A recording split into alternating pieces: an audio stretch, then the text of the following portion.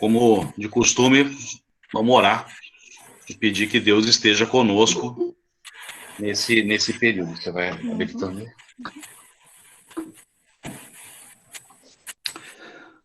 Pai, somos gratos por mais uma noite, Senhor, em que podemos estar todos juntos, desfrutando da Tua palavra, aprendendo mais de Ti. Senhor, que possamos aproveitar essa reunião, Senhor, para além de aprender, Te louvar, Te adorar, e para que possamos nos deliciar, Senhor, nas Tuas maravilhas, na Tua majestade e naquilo que Tu és.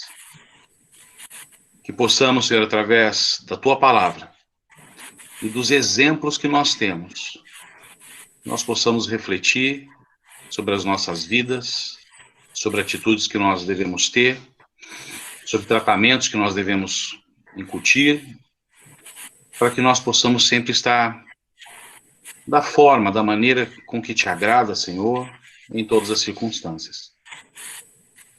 Eu te peço, Senhor, pelo início dessa semana, segunda-feira, peço por todos os irmãos que estão aqui presentes, aqueles que não puderam comparecer, Senhor, que Tu nos protejas, Tu nos acompanhes. E quero Te agradecer, Senhor, também por tantos motivos que nós temos que levantar as mãos. Pessoas que passaram por procedimento cirúrgico, estão, graças a Ti, Senhor, bem. Pessoas que acabaram ficando adoentadas, que graças a Deus também estão bem. E pela Tua provisão em tempos tão difíceis. Nós somos gratos, fica conosco, em nome do Teu Filho amado Jesus. Amém. Muito bom. Vamos hoje para a nossa 8ª aula. Temos mais uma segunda-feira. Deixa eu compartilhar a tela aqui.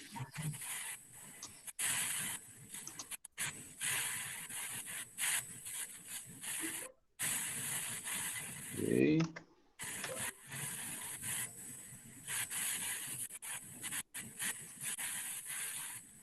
Estão todos vendo? Eu agora não vejo vocês. Alguém pode abrir o áudio aí e me dar um ok? Não tô vendo a projeção, não. Não tá caindo, não. E agora? Tem uma tela branca só. Agora sim, entrou. Tá. Então tá bom. Bom, vamos lá. A tela branca. Já mudou aqui. Ok. Apareceu. Já apareceu. Apareceu, sim. Pode ter sido um delayzinho. Era para aparecer a tela branca mesmo, tá? Então tá bom. Muito bem. Como eu estava falando, a gente está indo para a nossa 8ª aula. E na semana passada, quando eu terminei o curso, eu havia dito que o título da aula de hoje seria Transplante de Medula. Eu vou tentar fazer aqui um apanhado para a gente poder chegar ao término dessa aula e chegar numa conclusão sobre algo que é extremamente necessário nas nossas vidas. A gente vem estudando vários aspectos ao longo desse curso, né? No início foi um pouco mais denso, apontando a questão da carne, da luta, e que a gente tem que considerar que é uma luta voraz, contínua, que não tem descanso. E depois viemos tratando alguns mecanismos em que nós devemos considerar para fortalecer o nosso espírito, fortalecer a nossa mente, fortalecer a nossa alma. Estudamos sobre a questão de manter a nossa mente como um sentinela, de guardar o nosso coração, de sempre estar colocando a nossa vontade diante da face de Cristo, quer dizer, a meditação, vários aspectos. E hoje é um ponto interessante, porque eu acho que é algo que a gente poderia recordar e buscar trabalhar continuamente à medida que a gente vê. E é fato. A vida do cristão, ela é cheia de altos e baixos. Existem momentos que a gente está muito focado na palavra, muito íntimo com o Senhor, parece que um chamado, é gostoso estar, mas também temos as situações do dia a dia, o trabalho, as obrigações, as preocupações, e às vezes, não por culpa nossa, que foi o que a gente estudou na semana passada, né? É sutil. A gente vai deixando isso e quando vê, nós vamos enfraquecendo, vamos amornando, começamos a deixar de fazer coisas que são extremamente importantes para manter o vigor e a nossa vitalidade espiritual. Eu me lembro de uma vez conversando com um pastor e ele falou assim, olha, você não se alimenta todo dia, não toma seu café, não sei quantas refeições você faz, mas todo dia você busca se alimentar, porque se você não se alimentar, o teu corpo vai enfraquecer, você vai debilitar, vai ficar doente e você vai padecer. Da mesma forma, a nossa busca pelo alimento espiritual, em todas as suas nuances, é extremamente necessária, porque se não fizermos isso, nós vamos nos enfraquecendo, o nosso corpo adoece e ficamos susceptíveis. Muito bem. Se é para falar de transplante de medula, primeiro vamos entender um pouquinho sobre isso. Não é uma aula de medicina aqui, tá, gente? Mas só para vocês entenderem onde eu quero chegar. Quando uma pessoa tem câncer na medula óssea, de alguma forma, ela estará com haverá uma debilidade da formação destas células que nós estamos enxergando aqui. É na medula óssea onde nós temos uma das principais células, que é a célula-tronco, célula-mãe, também chamada de célula mesenquimatosa diferenciada, porque é uma célula que tem a capacidade, como o próprio nome diz, de se diferenciar em vários outros tipos de célula. Nesse caso aqui, nós vemos que essa célula-tronco, ela pode se diferenciar em um tipo de célula chamado de célula mieloide,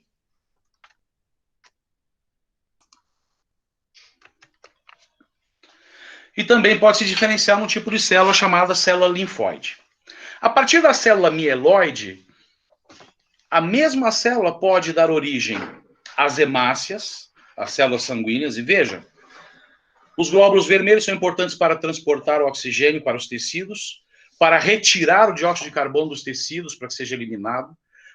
As hemácias carregam dentro da sua estrutura o ferro, carregam glicose, existe uma série de funções que são extremamente importantes para a pessoa através da função dessa célula. Da mesma forma, nós temos as plaquetas. São importantes para a agregação plaquetária, para a formação de trombos, para a coagulação, dentre outros aspectos.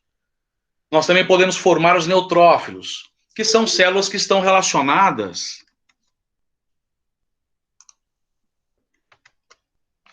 com a defesa do nosso organismo.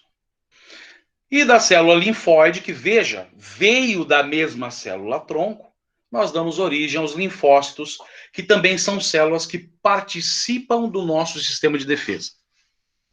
Muito bem. Se uma pessoa tem câncer de medula, a ausência da produção destas células faz com que a pessoa desenvolva vários sinais e sintomas, dos quais você pode identificar a patologia. Anemia, fraqueza, dor, baixa resistência, sangramentos e etc. Bom, estamos falando de um indivíduo que está doente.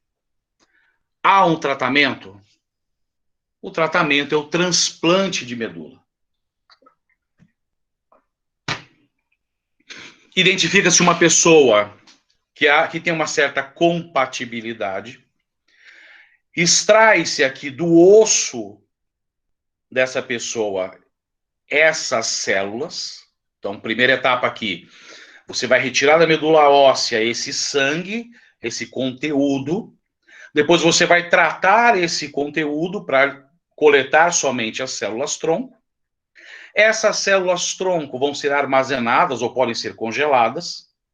E depois elas vão ser administradas, infundidas na corrente sanguínea deste paciente. o que eu quero extrair daqui? Antes de fazer essa infusão, antes de administrar essas células, cuja expectativa é que elas recuperem o estado de doença da pessoa, antes disso, essa pessoa tem que passar, o doente tem que passar por um processo de quimioterapia. Seja por radiação, seja químico, mas precisa fazer essa quimioterapia porque ele tem que destruir por completo a sua medula óssea. Então veja, para que ele receba esse novo volume de células, antes ele tem que preparar o seu corpo, e esse preparo é matar, destruir, eliminar todo o resquício daquilo que lhe fazia ser uma pessoa doente. Como é que nós podemos traçar aqui uma metáfora, uma analogia com a vida do cristão? Quando o cristão tem o privilégio de se deparar com a possibilidade de entender, compreender e crer em Jesus Cristo, e quando ele se converte, e quando ele opta por essa nova vida, é importante que ele destrua, que ele mate tudo aquilo que fazia parte da sua vida pregressa. Ele tem que destruir esse passado, ele tem que destruir esse velho homem, para que ele possa receber essas novas células, e ele agora possa ter todo um comportamento, um perfil, um padrão, uma mudança de vida que reflita uma pessoa curada do pecado. Mas quando nós trazemos isso para o processo de santificação, não é tão simples assim. Porque essa mortificação do pecado, ela pode levar um tempo. Temos que considerá-la. Mas ela pode ser tratada em etapas, em fases, e Deus é misericordioso, e Ele vai tratando, Ele vai expondo, Ele vai nos mostrando aonde é que está o câncer, aonde é que nós temos que erradicar aquele comportamento, aquela atitude, aquele hábito, aquela forma de viver, para que nós possamos fazer uma quimioterapia, nós possamos destruir isso em nossas vidas, receber células novas, receber de Deus um novo formato, para que entre em nosso coração, na nossa mente, na nossa alma, e realmente promova uma transformação. Ricardo, mas não é fácil isso. Não é fácil, mas eu tenho certeza que todos aqueles aqui que tiveram uma experiência verdadeira com Cristo e com Deus, não há como, em algum momento da sua vida, por uma bênção, por um milagre, pela leitura de um texto e pela compreensão daquilo que antes você não tinha entendido, por uma orientação, por uma pregação, por uma exposição à palavra, ou até mesmo pela possibilidade de você poder vislumbrar e se deliciar olhando a criação. Tenho certeza que todos nós aqui tivemos momentos em que o nosso coração se encheu de paz, de alegria, quando, diante dessas situações, a verdade que se apresentou para os nossos olhos foi: quão majestoso é nosso Deus, quão grandioso, quão glorioso. Ontem eu estava com a família, e esse negócio de isolamento chega uma hora que deixa a gente por aqui, né? peguei os filhos, peguei a Laís, a gente foi caminhar em Sousas, mas pegamos ali uma estrada bem afastada, onde tivessem poucas pessoas, e depois de fazer a caminhada e olhar ali a natureza, cada paisagem maravilhosa, o céu.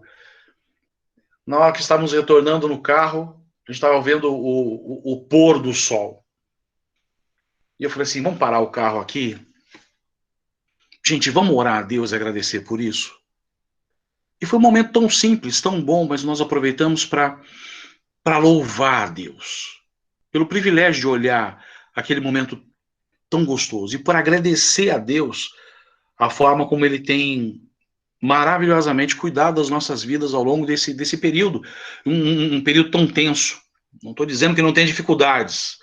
Não estou dizendo que não estamos sentindo os efeitos colaterais de toda essa paralisação, de todo esse isolamento, mas, gente, eu tenho comigo que essa paz, essa tranquilidade que nós temos nessas situações é algo que já é um fato primordial para que nós possamos nos ajoelhar e agradecer a Deus.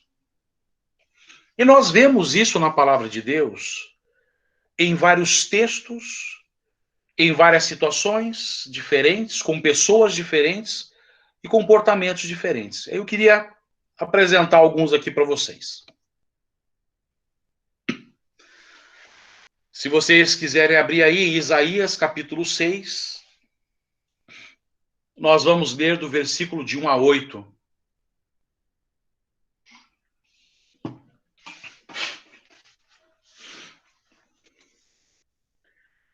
No ano em que o rei Uzias morreu, eu vi o Senhor assentado num trono alto e exaltado. E a aba de sua veste enchia o templo. Acima dele estavam serafins. Cada um deles tinha 6 asas. Com 2 cobriam o rosto, com 2 cobriam os pés, com 2 voavam. E proclamavam uns aos outros: Santo, Santo, Santo é o Senhor dos exércitos. A terra inteira está cheia de sua glória. Santo, Santo, Santo é o Senhor dos exércitos. A terra inteira está cheia da sua glória. Ao som das suas vozes, os batentes das portas tremeram. E o templo ficou cheio de fumaça. Que visão maravilhosa. Que privilégio Isaías teve. De ver a glória e a majestade de Deus. Olha a reação de Isaías. Então gritei. Quando eu leio isso, então gritei, a imagem que vem à minha mente é: caí em mim, entendi quem eu sou. No meio de tanta glória e tanta majestade, consegui conceber o como eu não sou nada. Estou morto. E ele diz: ai de mim, estou perdido, pois sou um homem de lábios impuros e vivo no meio de um povo de lábios impuros. Os meus olhos viram o Rei, o Senhor dos exércitos. Quando nós buscamos a face de Deus, quando nós buscamos a sua glória, a sua majestade, imediatamente, como resposta, e nós temos vários textos que mostram isso, nós enxergamos o quão devedores nós somos, o quão pecadores nós somos. Seguindo, logo um dos serafins voou até mim, trazendo uma brasa viva que havia tirado do alto com uma tenaz. Com ela tocou a minha boca e disse: Veja, isto tocou seus lábios, por isso a sua culpa será removida e o seu pecado será perdoado. Veja, esse sentimento que você acabou de experimentar de culpa foi removido. E tenha certeza, o teu pecado será perdoado. Já disse isso várias vezes no curso, mas isso tem que fazer parte da nossa cabeça, da nossa mente. Não há o que você faça, não há pecado que o Senhor não perdoe. Neste caso, a resposta de Isaías foi imediata. Então ouvi a voz do Senhor conclamando: Quem enviarei? Quem irá por nós? E eu respondi: Eis-me aqui, envia-me. Quão bom seria se pudéssemos experimentar disso todo dia. E a hora que nós nos deparássemos com o início do dia e tivéssemos esse sentimento, e na nossa mente sussurrasse um som: o que você vai fazer por mim hoje? Quem eu enviarei? Tenho certeza que todos nós responderíamos: Senhor, eis-me aqui. O dia está iniciando, faz o que tu quiseres. Nós também podemos observar, e aqui eu gosto muito desse texto, por quem é a pessoa, né? Por quem é o, o personagem, ninguém mais, ninguém menos do que Jó. Eu tenho uma inveja danada de Jó, né? Porque você pega no capítulo 1, o que Deus fala de Jó, gente, não são pessoas falando. Foi Deus dizendo que Jó era um homem justo, reto e íntegro, porque ele andava com o Senhor. No capítulo 42, dos versículos de 1 a 6 de Jó, nós lemos: Então Jó respondeu ao Senhor: Sei que podes fazer todas as coisas. Nenhum dos teus planos pode ser frustrado. Tu perguntaste: Quem é esse que obscurece o meu conselho sem conhecimento? Certo é que falei de coisas que eu não entendia, coisas tão maravilhosas que eu não poderia saber. Tu disseste: Agora escute e eu falarei. Vou fazer perguntas e você me responderá. Meus ouvidos já tinham ouvido a teu respeito, mas agora os meus olhos te viram. Por isso, olha a reação dele. Por isso, menosprezo a mim mesmo e me arrependo no pó e na cinza.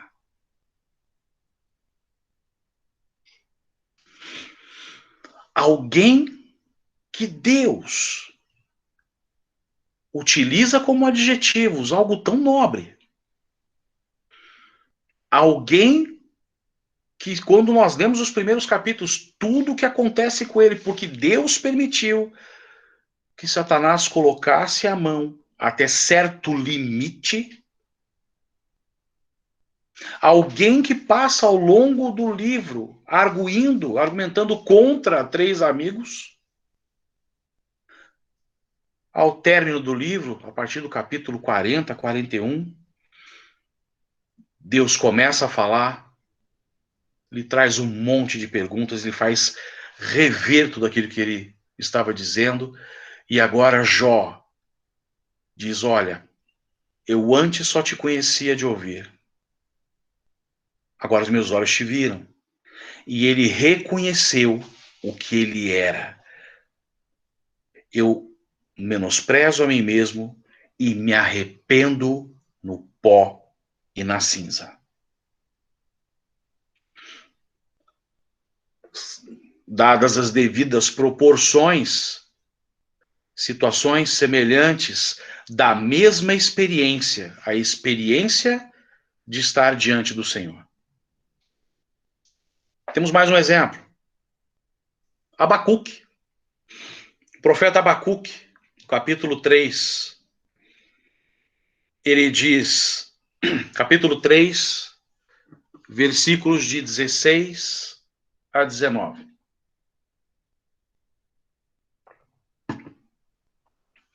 Ele diz: ouvi isso e o meu íntimo estremeceu. Meus lábios tremeram. Os meus ossos desfaleceram. Minhas pernas vacilaram. Tranquilo esperarei o dia da desgraça que virá sobre o povo que nos ataca. Mesmo não florescendo a figueira e não havendo uvas nas videiras, mesmo falhando a safra de azeitonas e não havendo produção de alimento nas lavouras, nem ovelhas no curral, nem bois nos estábulos, ainda assim eu exultarei no Senhor. Ainda assim eu exultarei no Senhor e me alegrarei no Deus da minha salvação. O Senhor, o soberano, é a minha força. Ele faz os meus pés como os do cervo, faz-me andar em lugares altos. E essa é a reação de Abacuque mediante tudo o que estava acontecendo junto ao povo de Israel. Quando ele compreendeu quem era Deus, quando ele caiu em si, o que eu estou fazendo? O que eu estou questionando? Quem sou eu para clamar até quando? Até quando? Deus é soberano.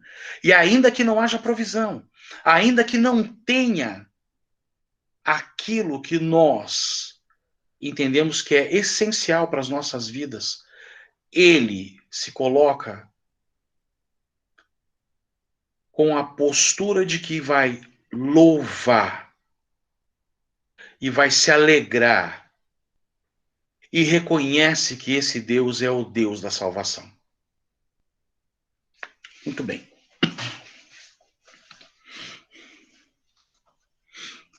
O que a gente pode ver em todos esses três exemplos é que todos esses homens, quando experimentaram, quando tiveram a experiência de ver a majestade de Deus, para todos eles nós observamos que a sua alma foi desnudada. A majestade de Deus, veja, se deparar com a majestade de Deus faz com que você se desnude. Faz com que você se dispa. Não tem como. Não há o que esconder. E naquele momento, todos os seus pecados, os meus pecados, aparecem. Quantas vezes eu começo, às vezes, num período difícil, ou numa situação da qual eu estou chateado, e começo a orar e argumentar com Deus, e como se eu tivesse direito a alguma coisa, como se eu tivesse algum valor, meio que colocando, puxa vida, olha para mim, olha o que eu estou fazendo, por que eu estou passando por isso? E quando eu começo, olha, graças a Deus, com a idade, eu ficando mais velho, cada vez mais rápido a minha oração começa a mudar o sentido. E eu começo a enxergar que, independente de qualquer coisa que eu imagine, eu estou errado. Porque Deus é justo, e a justiça dele é uma justiça da qual eu não tenho capacidade de exercer na minha vida. Quando nós nos deparamos com essa majestade de Deus, ele nos mostra como estamos contaminados pelo pecado. É como se nós fizéssemos um exame de sangue e todo o nosso exame de sangue desse alterado e Deus falasse para mim, meu querido, você está com câncer. Quando nós vemos a glória de Deus, nós começamos a identificar como nós estamos enfermos. Porque existem doenças que você pode tratar e você ainda vai conviver com os seus efeitos por um tempo. Isso são resquícios dessa enfermidade. Veja, mas Ricardo, você disse que Deus perdoa, não há pecado que ele não perdoe. Deus perdoa. Ele esquece. Mas dependendo do que você fez, as consequências do pecado existem. Olha, eu me separei. As consequências do pecado vão existir. Você vai desfrutar de um relacionamento conjugal de divórcio e com todas as agruras que possam existir dentro de um relacionamento como esse. Ou qualquer outro pecado que você cometa. O resultado, as consequências existem. O pecado foi perdoado. Mas dependendo do que foi feito, você vai ter que conviver com isso por um tempo. Toda vez que nós nos colocamos diante da majestade de Deus, nós percebemos que Ele é certeiro e que Ele mata o pecado e substitui por humildade. Veja, Ele troca aquela atitude nossa. Estou falando nossa, porque me enquadro plenamente nisso de orgulho, de arrogância, de individualismo, de egoísmo, de se achar que é importante, e muito também é do ambiente secular. Nós somos obrigados a assumir uma postura dessa no mercado de trabalho ou em outras situações, mas ele vai. E veja, nós observamos isso nos 3 exemplos. Todos os 3 homens, após essa experiência, tiveram uma atitude de humildade. Se despiram, se humilharam, confessaram, gritaram ai de mim, caíram de joelhos. E Jó também. E é este coração humilhado que pode começar a se recuperar. E é com esse... Eu achei bárbaro isso, gente, eu nunca tinha pensado nisso. Mas faz todo sentido.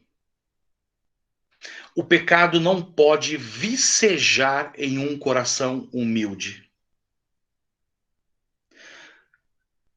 Não pense que eu sabia que era vicejar, também fui buscar e trouxe aqui, tá? Mas é ter viço ou dar viço a. Desenvolver com força. Então o pecado ele perde a sua força. Fazer germinar ou encher-se de plantas. O pecado não germina. Manifestar-se com força e copiosamente. Veja, a majestade de Deus, ela tira toda a força do pecado. E é fato.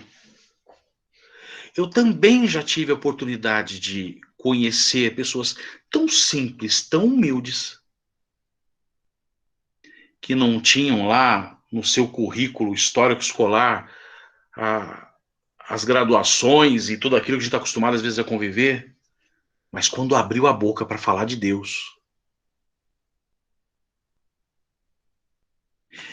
e a palavra teve peso, porque ela falou com humildade. A postura de humildade falou muito mais para mim. Me senti envergonhado. Me senti envergonhado.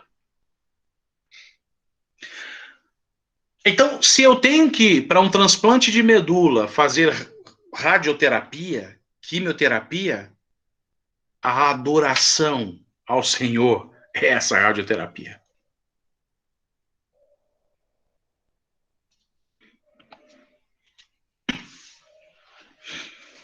Mas é difícil, Ricardo. Meu querido, vamos por partes. Em Ezequiel 36, versículos de 26 a 27, nós lemos: darei a vocês um coração novo e porei um espírito novo em vocês. Tirarei, presta atenção, tirarei de vocês o coração de pedra e em troca darei um coração de carne. Já tinha lido isso várias vezes, mas olha que interessante quando a gente medita, né? Ele não vai modificar o meu coração, ele está dando que ele vai me dar um coração novo, ele vai tirar. É um transplante de coração. Ele vai pegar aquele coração doente, enfermo, e vai tirar. E vai me dar um coração de carne.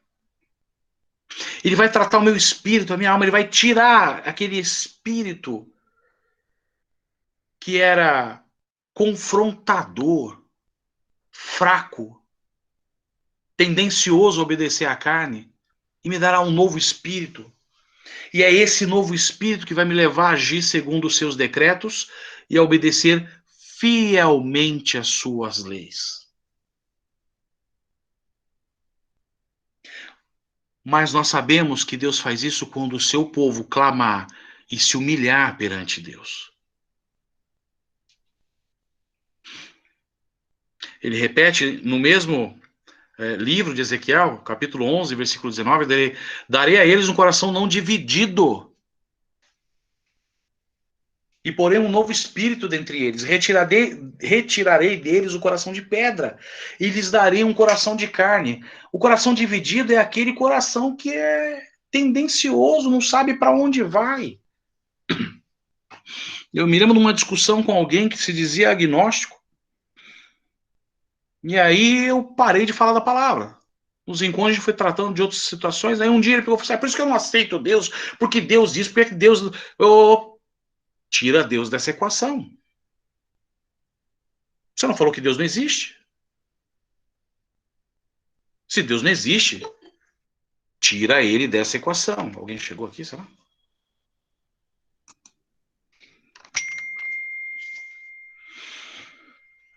E falei para ele, meu querido, não, mas eu creio, eu acredito em Deus. Sim. Não, você não acredita. Não, eu acredito. Ó, deixa eu falar uma coisa para você. Se você está em cima do muro, você já é do diabo. Você já é do outro lado. Porque o que Deus quer é verdadeiros adoradores. Deus tem ciúme, o Espírito tem ciúme de você. Deus te quer por completo. Se há dúvida na sua mente, você está do outro lado. Temos essa promessa. Podemos clamar. E mais, orar para evitar que quando Ele nos dá esse novo coração, nós não voltemos a agir de forma que ele se torne pedra novamente. E olha, nós temos potencial para isso. Nós temos potencial para isso.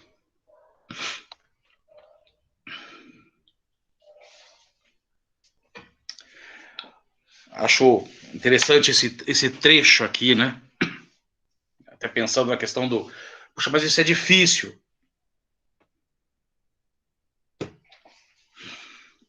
Em João 3, versículos de 1 a 3, nós lemos a história de Nicodemos. Olha que interessante. Havia um fariseu chamado Nicodemos, uma autoridade entre os judeus. Ele veio a Jesus à noite e disse, Mestre, sabemos que ensinas da parte de Deus, pois ninguém pode realizar os sinais milagrosos que estás fazendo, se Deus não estiver com ele. Em resposta, Jesus declarou, digo a verdade, ninguém pode ver o reino de Deus se não nascer de novo. Ele está falando com um mestre da lei. Ele está falando com alguém que tinha propriedade e conhecimento da palavra. Nos versículos de 9 a 11, Nicodemos perguntou, como pode ser isso? Um mestre da lei, conhecedor das Escrituras. Pergunta, como pode ser isso? E aí Jesus responde, você é mestre em Israel e não entende essas coisas? Asseguro que nós falamos do que conhecemos e testemunhamos do que vimos, mas mesmo assim vocês não aceitam o nosso testemunho. Veja, vamos fazer uma comparação com os 3 exemplos anteriores de Jó, Isaías e Abacuque. Quando se depararam com a glória, com a majestade de Deus, a reação deles foi de cair por terra, se humilhar. Nicodemos estava falando com o Filho de Deus, tendo o privilégio de falar com o próprio Filho de Deus. Testemunhou, ele diz ali em cima. Ninguém pode fazer esses sinais milagrosos, ninguém pode realizar esses milagres se não vier da parte de Deus. Mas não teve a mesma reação. E você poderia dizer, mas Ricardo, só que, puxa, olha o que Isaías viu. Ricardo, olha tudo que se passou com Jó e como Deus se apresentou para ele. Mas, Ricardo, olha o que Abacuque estava presenciando. Não é isso. É coração. Olha a resposta que nós temos aqui adiante. No versículo 12, Jesus diz: eu falei de coisas terrenas e vocês não creram. Como crerão se falar de coisas celestiais? Mesmo se, eu entendo que talvez mesmo se Nicodemos tivesse visto algo tão maravilhoso como aqueles homens viram, a postura seria a mesma. Orgulho, medo de homens, temor, falta de convicção. O que pode estar por trás disso? Espera aí que meu celular...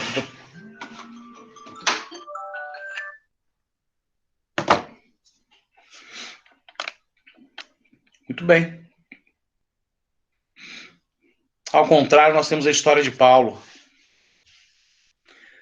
Em função do tempo, eu vou meio que passar um pouco mais rápido. Mas revejam depois, tenho certeza que todos vocês já tenham lido Atos 9. Paulo caminhando na estrada de Damasco.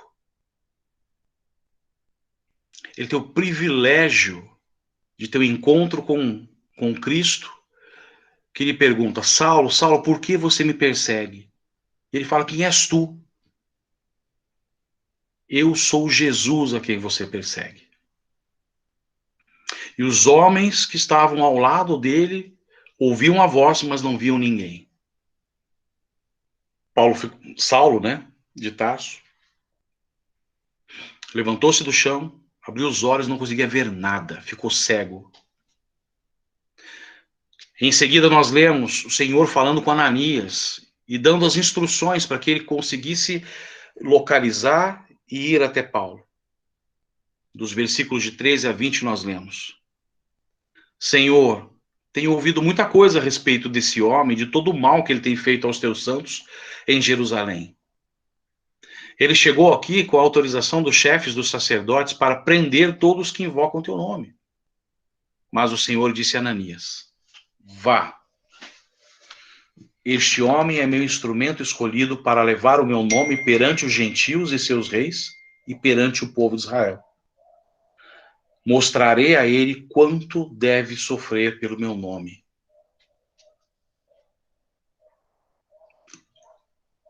Olha o chamado de Paulo.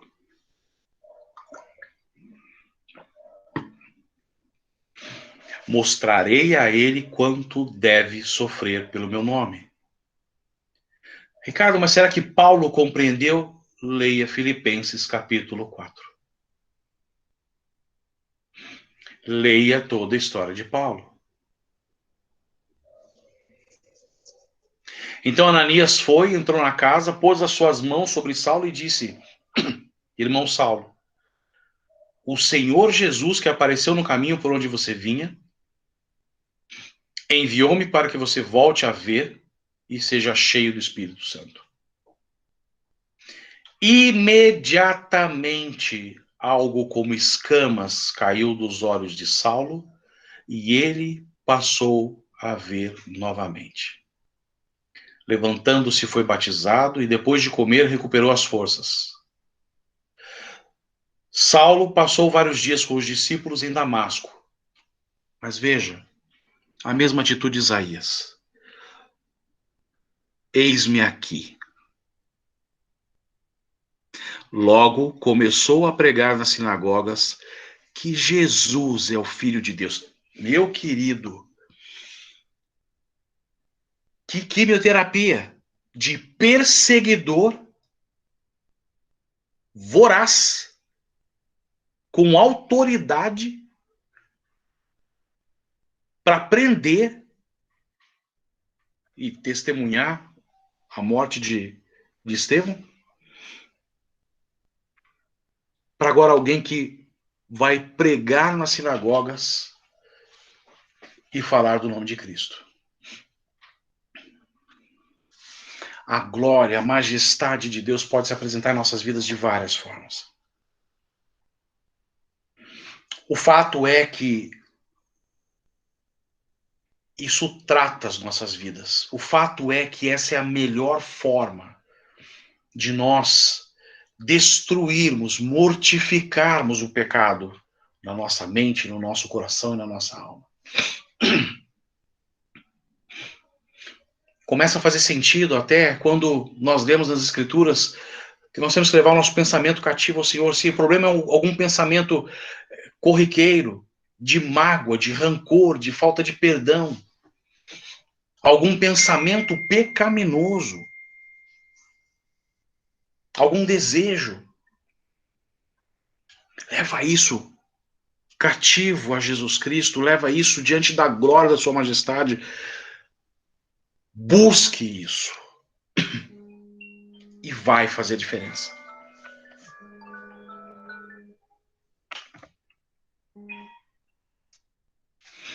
É mais ou menos isso. O que Cristo falou para Nicodemos é: meu amigo, você precisa nascer de novo. Você pode ser uma árvore com um tronco robusto, de dimensões gigantescas. Corta, decepa e nasce de novo. Germina de novo. Sem mancha, sem mácula. Com a ingenuidade necessária para poder ser valoroso e próximo a Cristo, e com a sabedoria e sagacidade necessárias para lutar e assumir esse conflito, essa batalha contra o pecado. A chave é a humildade. Não adianta você exortar um irmão, ou não adianta você ser exortado, se o que prepondera é o orgulho, é o que eu acho que eu estou certo. Enquanto nós não nos humilharmos, enquanto nós não nos desnudarmos, enquanto nós não nos despirmos e aceitarmos quem nós somos, não adianta. É continuar pecando. Mas a verdade é que se eu verdadeiramente quiser buscar esse tratamento, esse transplante, receber esse novo coração, me humilhar e colocar diante do Senhor: Senhor, isso dói porque isso sou eu. Isso dói porque essa é a minha vontade. Isso dói porque esse é meu desejo. Isso dói porque isso para mim é importante. Eu não estou tirando a legitimidade, às vezes, de algo que você deseja e Deus você não tem tido. Eu luto e já lutei muitas vezes com isso. E algumas vezes, quando eu matei esse desejo do meu coração, eu tive. E outras vezes eu matei e continuei não tendo. Mas foi libertador a postura de humildade perante o Senhor. Muito bem. A mensagem de hoje, então, nos faz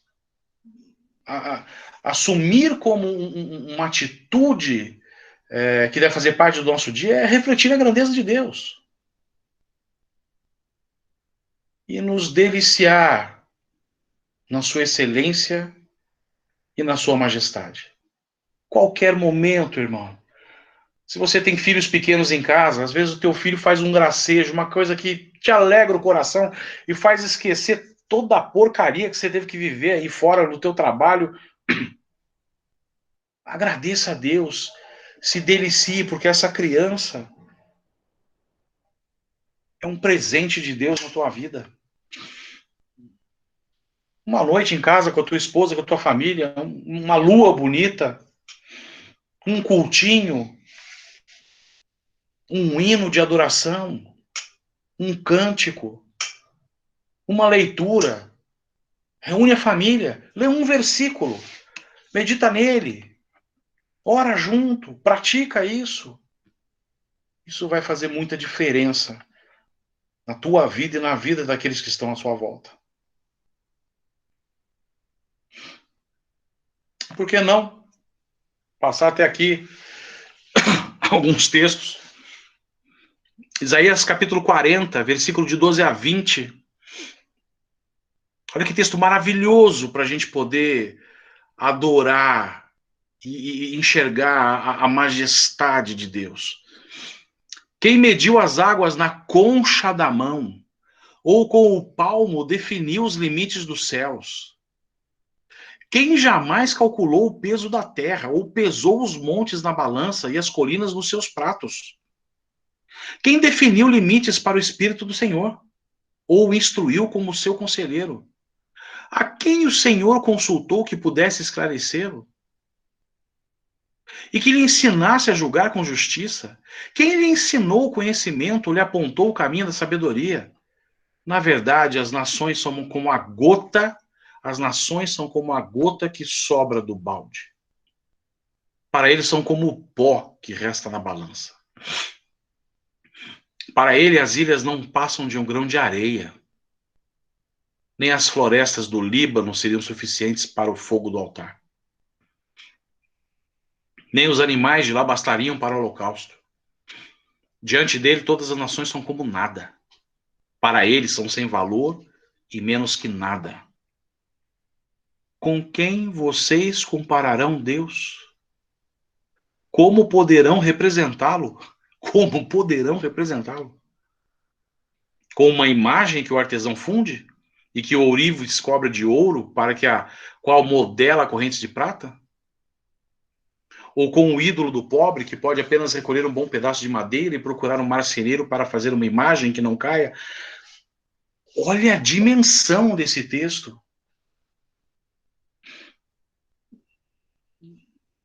Que texto fantástico para ler nesse período que nós estamos vivendo.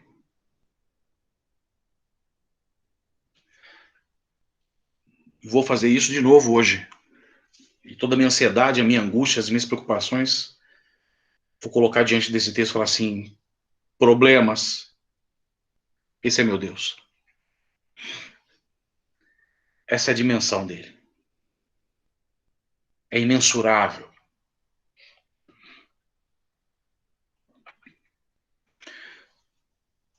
Isaías 40, 21 a 28.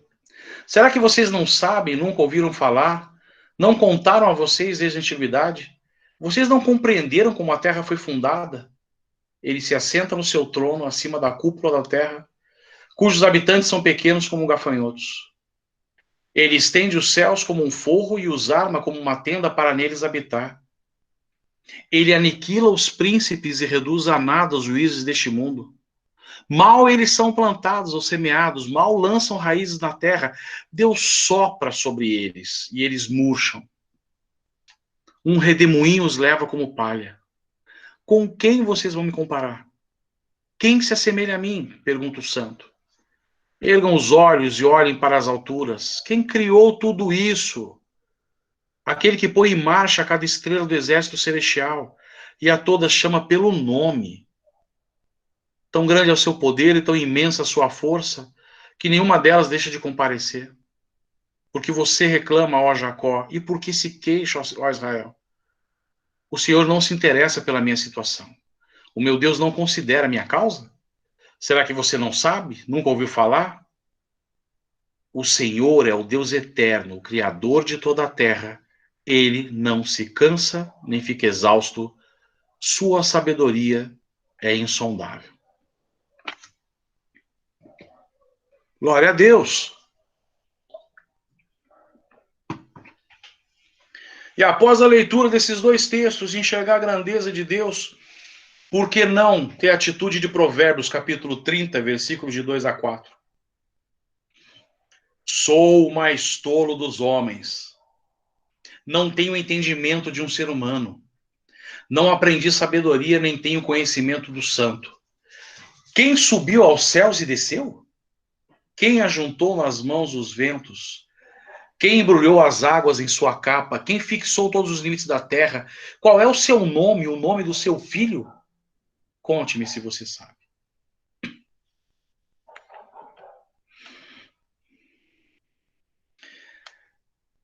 Não há o que nós possamos esconder de Deus. Das trevas resplandece a luz.